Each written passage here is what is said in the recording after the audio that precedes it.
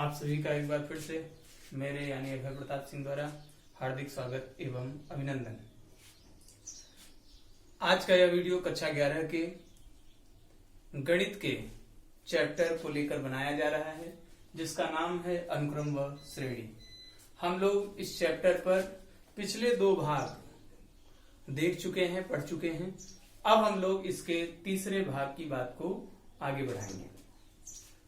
आपको पिछले जो वीडियो बने हैं पार्ट 1 और पार्ट 2 में, उसमें किन बातों पर चर्चा हुई है यह मैं आपको बता दूं, आपको उनसे जोड़ दूं।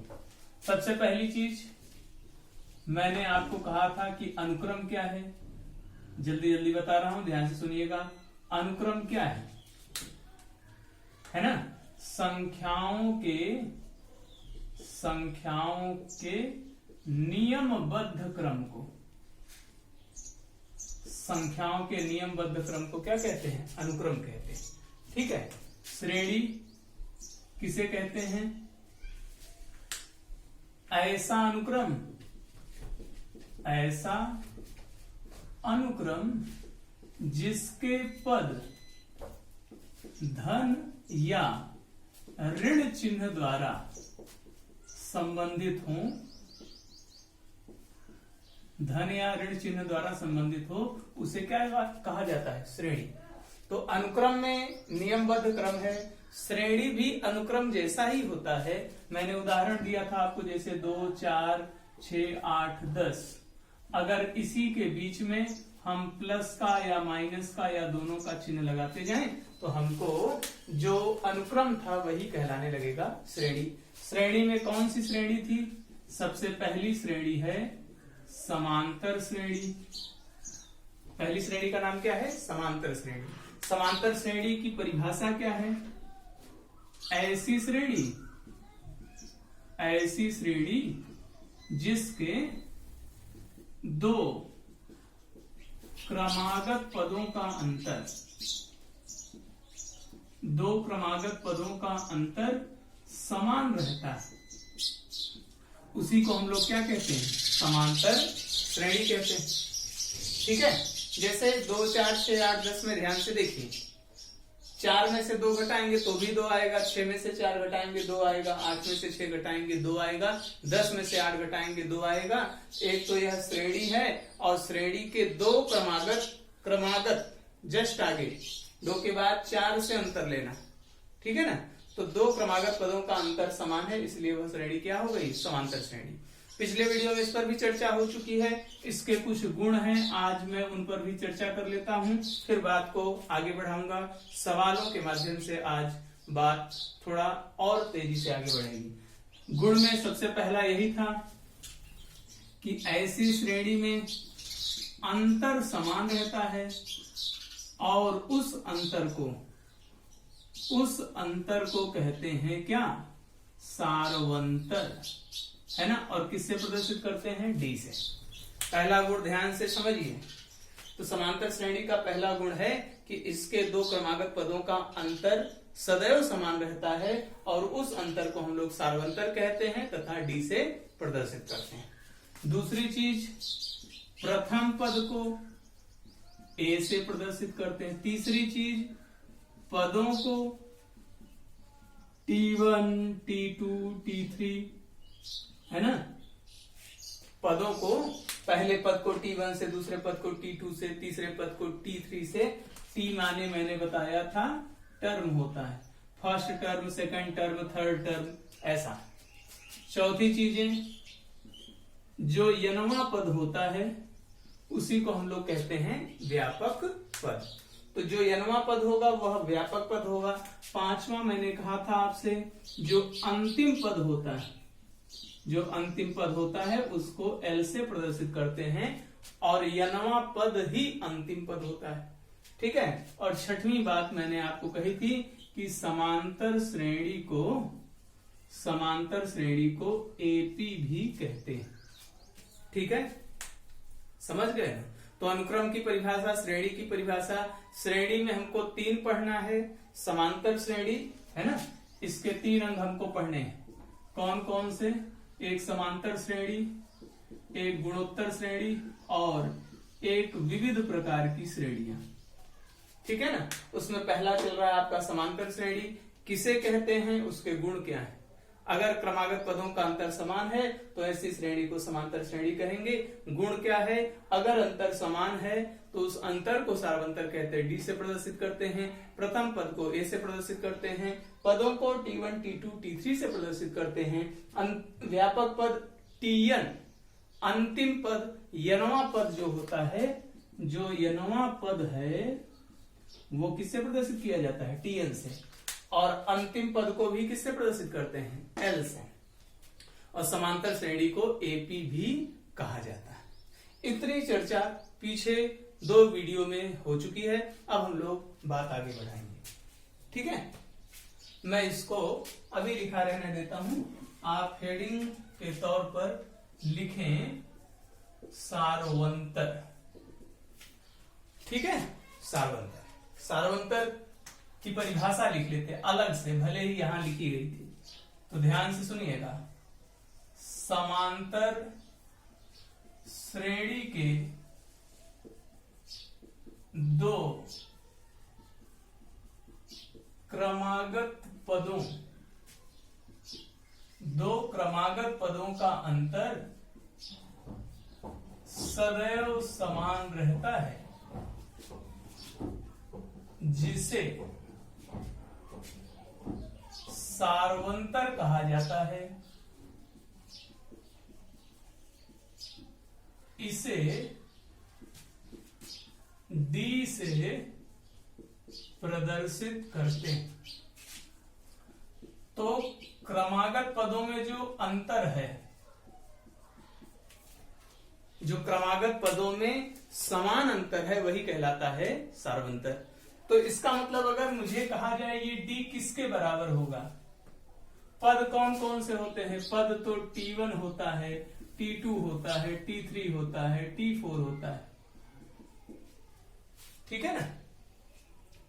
अर्थात दूसरे में से पहले को घटाएं तो जो अंतर मिलेगा सार्वंतर, तीसरे में से दूसरे को घटाएं तो भी जो मिलेगा सार्वंतर, चौथे में से तीसरे को घटाएंगे तो भी सार्वंतर, और ऐसे ही बात आगे बढ़ती रहेगी।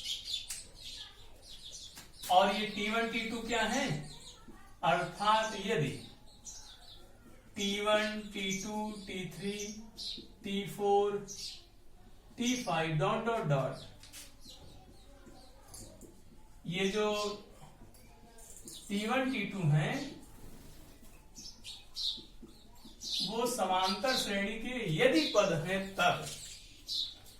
अगर T1, T2 पद हैं, किसके पद हैं, समांतर श्रेणी के पद हों, तो उनके क्रमागत पदों का अंतर 2 में से 1 घटाएं, 3 में से 2 घटाएं, 4 में से 3 घटाएं, तो वो जो क्रमागत पदों का अंतर है तब वह कहलाएगा सार्वंतर। ये ध्यान रखेंगे, ये बहुत ही महत्वपूर्ण बात है कि यदि, है ना, यहां से यदि T1, T2, T3, T4, T5 समांतर श्रेणी के पद हों तो जो क्रमागत पदों का अंतर है वो क्या कहलाएगा, सार्वंतर। ठीक है, चलिए एक बात और, समांतर श्रेणी का प्रारंभ से nवां पद, ये इस चैप्टर का पहला सूत्र है। सूत्र तो यह भी है एक तरीके से, लेकिन मुख्य सूत्र अब आप पढ़ने जा रहे हैं। ध्यान से सूत्र का डेरिवेशन देखेंगे, फिर अपने नोट्स में व्यवस्थित तरीके से नोट भी कर लेंगे। ध्यान से देखिए, मान रहे हैं हम किसी समांतर श्रेणी, माना किसी समांतर श्रेणी के पद क्रमशः T1, T2, T3, T4, T5 dot dot dot हैं तथा सार्वंतर D है। हमने क्या माना, हमने माना कि समांतर श्रेणी के जो पद हैं वो क्रमशः T1, T2, T3, T4, T5 है और उस श्रेणी का, उस समांतर श्रेणी का सार्वंतर क्या है? D है। तो अच्छा, T1 माने क्या समझते हैं आप? T1 माने क्या? T1 टर्म 1 मतलब प्रथम पद। किसका प्रथम पद है ये? समांतर श्रेणी का प्रथम पद। और अभी आप देखें यहां लिखा है कि समांतर श्रेणी के प्रथम पद को किससे प्रदर्शित करते हैं? ए से। तो निश्चित रूप से T1 जो प्रथम पद है उसको किससे प्रदर्शित किया जाएगा? ए से प्रदर्शित किया जाएगा। ठीक है कि? तथा ध्यान से देखिएगा, T1 तो पता चल गया। अच्छा ये बताइए T2 माइनस T1 क्या होगा? T2 माइनस T1, T2 क्या है? दूसरा पद। T1 क्या है? पहला पद। ये दोनों क्रमागत पद हैं कि नहीं? अगर T2 में से T1 घटाएंगे तो ये क्रमागत पदों का अंतर हुआ। ध्यान से सुनिएगा, ये क्या है? क्रमागत पदों का अंतर है। और समांतर श्रेणी में क्रमागत पदों का जो अंतर होता है उसको किससे प्रदर्शित किया जाता है? D से। अगर मैं यहां से T2 बराबर लिखूं तो ये माइनस T1 इधर आएगा, प्लस हो जाएगा T1 प्लस D। T1 का मान किसके बराबर? T1 का मान प्रथम पद है और इसलिए A, तो ये हो गया A प्लस D। मैं नाम देता जाऊं, समीकरण 1, समीकरण 2। ठीक है? अच्छा, अगर 3 में से 2 घटाएं तो भी D होगा, है कि नहीं? अगर तीसरे पद में से दूसरा पद घटाया जाए, 3 में से 2 घटाएं तो भी तो क्रमागत पद हुआ। 3 के पहले, जस्ट पहले कौन है? 2। तो क्रमागत पदों का अंतर सार्वंतर कहलाता है। क्रमागत पदों का अंतर समांतर श्रेणी में क्या कहलाता है? सार्वंतर। उसको किससे प्रदर्शित करते हैं? D से। तो 3 में से 2 घटाएंगे तो भी D। ठीक है ना? अच्छा, ये माइनस T2 इधर आएगा तो क्या हो जाएगा? Plus T2। T2 की वैल्यू कितनी आई है? A plus D plus D। तो फाइनल क्या हो गया? फाइनल मिल रहा है हमको A प्लस D और D मिलके कितना? 2D। और इसी प्रकार ध्यान से देखें, जब मैं 4 में से 3 घटाऊंगा तो भी D मिलेगा। क्यों? क्योंकि 4 के जस्ट पहले है 3, क्रमागत पद है, इसलिए जो अंतर होगा वह सार्वंतर अर्थात D के बराबर होगा। ये माइनस T3 इधर आएगा, प्लस T3 हुआ। T3 की वैल्यू आई है अभी समीकरण 3 में, कुछ T3 की वैल्यू आई है। जो वैल्यू आई है उसको अगर हम लिखें तो क्या मिल रहा है? A प्लस 2D और ये D मिलके हो गया 3D, है कि नहीं? समीकरण नंबर 4। तो आपको क्या दिख रहा है? जो बात स्पष्ट होके सामने आ रही है, T1 क्या था? A। T2 क्या है? T2 क्या है? इसको घेर देते हैं ऐसे। T2 है A प्लस D। T3 क्या है? T3 क्या है? A plus 2D। T4 क्या है? A plus 3D। कुछ आपको समझ में आ रहा है कि जैसे 4 है, अच्छा सब में A है कि नहीं? सब में A है, सब में A है ना? ठीक। D कितना आ रहा है? A तो सब में है, अकेला है और अकेले ही सब में आ रहा है, प्लस में कुछ आता है और। तो 4 होने पर 1 कम 3D, 3 होने पर 1 कम 2D, 2 होने पर 2 में से 1 जाएगा 1D, है ना? 1 होने पर 1 कम, 1 में से 1 गया, कितना हो गया? 0, इसीलिए D आया नहीं। तो 4 होने पर 1 कम हो रहा है, 3 होने पर भी 1 कम, 2 होने पर भी 1 कम, 1 होने पर 1 कम हो रहा है। अगर मैं आपसे पूछूं किसी से अंदाज लेके बताइए 9 पर क्या आएगा, तो आप कहेंगे कि सब में A है इसलिए A इसमें भी आएगा। 4 होने पर 1 कम हुआ था, 9 होने पर 1 कम होके आएगा A प्लस 8D। हम 9वां पद निकालने के लिए नहीं आए हैं, हम लोग क्या निकालना चाहते हैं, nवां पद। तो हमारा nवां पद क्या हो जाएगा, इसी प्रकार से कड़ी चलेगी, a उसमें भी रहेगा, a उसमें भी रहेगा। हाँ, जितना पद रहता है उससे एक कम d, n है तो एक कम इंटू d, ठीक है ना। ये हमारा सूत्र बन गया और इसके बारे में लिख लेंगे कि ये जो सूत्र है यही, इसके नीचे लिखेंगे, मैं ऊपर लिख रहा हूं आप लोग नीचे लिखेंगे, यही समांतर श्रेणी के nवें पद, nवां पद ही क्या कहलाता है, nवां पद ही Tn कहलाता है, nवां पद ही क्या कहलाता है, Tn, और उसी को कहते हैं व्यापक पद।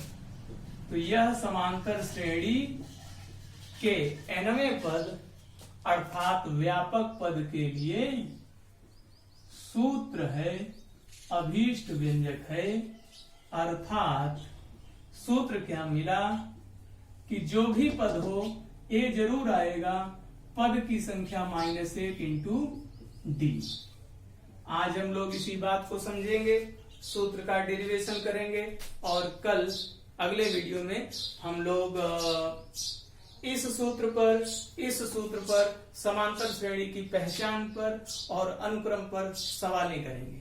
तो अगला वीडियो हमारे अभ्यास माला को शुरू करने के लिए होगा। ध्यान से सुने। हमने क्या माना, हमने माना कि किसी समांतर श्रेणी के पद क्रमशः T1, T2, T3, T4, T5 dot dot dot है तथा सार्वत्तर क्या है, D है। T1 माने क्या होता है, T1 है प्रथम पद, किससे प्रदर्शित करते हैं, A से। T2 माइनस T1 करेंगे तो D, T3 माइनस T2 करेंगे तो D, T4 माइनस T3 करेंगे तो भी क्या, D, क्योंकि ये क्रमागत पदों का अंतर है कि नहीं। 4 में से 3 जाए तो क्रमागत पदों का अंतर, 3 में से 2 जाए तो क्रमागत पदों का अंतर, 2 में से 1 जाए तो भी क्रमागत पदों का अंतर क्या कहलाता है, सार्वंतर कहलाता है। किससे प्रदर्शित किया जाता है, D से। ये माइनस इधर आया, प्लस हो गया। T1 माने प्रथम पद, उसको किससे प्रदर्शित किया, A से। ये माइनस इधर आया, ये प्लस हुआ। T2 की वैल्यू A प्लस D, ये D और ये D मिलके हो गया 2D। ये माइनस T3 इधर आया, प्लस T3 हो गया। T3 की value A plus 2D, A plus 2D यहाँ लिखे, 2D और D मिलके कितना हो गया, 3D। तो हमने एक श्रृंखला देखी कि T1 होने पर A, 2 होने पर T2 के लिए A प्लस D, T3 के लिए क्या सूत्र मिला था, A प्लस 2D, और T4 के लिए क्या मिला था, A प्लस 3D। तो सब में A है तो Tn वाले में भी A आएगा जरूर। 4 होने पर 1 कम D, 3 होने पर 1 कम, 3 में से 1 गया 2, तो जितना पद रहता है उससे 1 कम D। तो n पद है तो n में से 1 जाएगा n माइनस 1 इंटू D। यही हमारे nवें पद, यही हमारे व्यापक पद के लिए सूत्र हो गया। और यह nवें पद का सूत्र बहुत विस्तृत तरीके से आपके प्रश्नावली में प्रयोग होने वाला है। कक्षा 10 में इस सूत्र पर भी चर्चा हुई है, इन परिभाषाओं पर चर्चा हुई है, आप जानते हैं, समझते हैं, फिर भी हमने आपको समझाने का प्रयास किया। आप इसको अपनी कॉपी में नोट कीजिएगा, कैसे सवालें लगती हैं, किस प्रकार से सवालें बनती हैं, कितने विविध प्रकार से इसका प्रयोग होता है, इस सूत्र का प्रयोग होता है। आगामी 2 वीडियो शायद इसी पर बने, इसी सूत्र पर बने, इसी आशा विश्वास के साथ कि आप पढ़ाई की बातों को ध्यान से समझेंगे, उससे अपनी व्यवस्थित नोट्स का निर्माण करेंगे। मैं अपनी बात समाप्त करता हूँ। धन्यवाद, नमस्कार।